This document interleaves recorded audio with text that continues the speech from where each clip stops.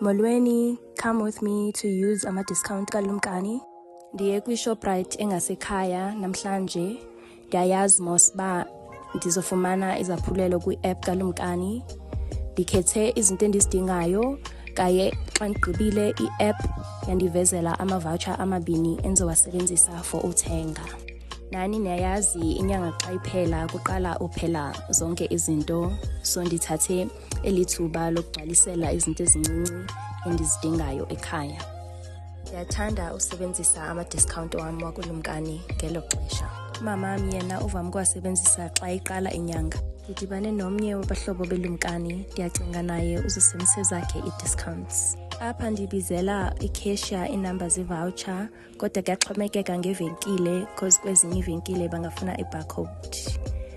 In total, ndisave